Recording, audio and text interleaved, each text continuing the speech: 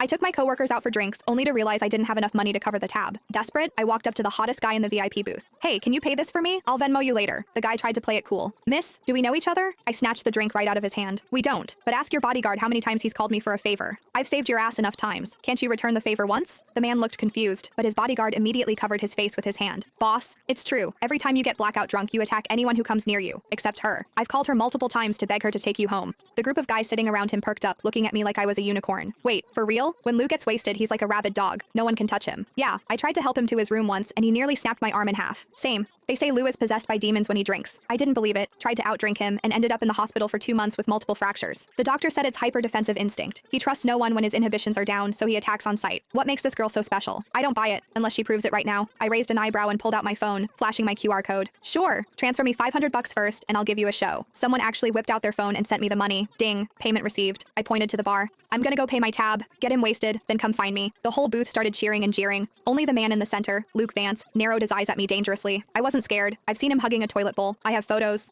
Look at him now, sitting there like a king in his VIP booth, all elegant and refined. A total fraud. I'd already seen him at his worst. I paid the bill and sent my coworkers home. Then I walked back to the booth. Hey, I took the 500. I had to deliver the show. Luke's friends were trying their hardest to pour drinks down his throat, but Luke wasn't having it. He grabbed my wrist, dragged me out of the club, and shoved me into his Maybach. Slam. The door shut so hard the car shook. Like a shaken soda bottle finally popping its cap. I rubbed my nose. Hey, it's not my fault you only trust me when you're drunk. It's annoying for me too, you know? It all started 6 months ago. I was leaving work late when I saw a guy sprawled out in the middle of the street using a city bike as a blanket. It was hilarious. Being terminally online, I had to take a video. But when I got closer, damn, what a face. Too bad he was wasted, reeking of alcohol. He was muttering about being thirsty. I took out my water bottle and poured him a cup. He was surprisingly obedient, gulping it down. I tried to wake him up. Hey, you can't sleep on the street. Where's your phone? I'll call your friends. He ignored me, snoozing away on the asphalt. I had no choice but to pat him down.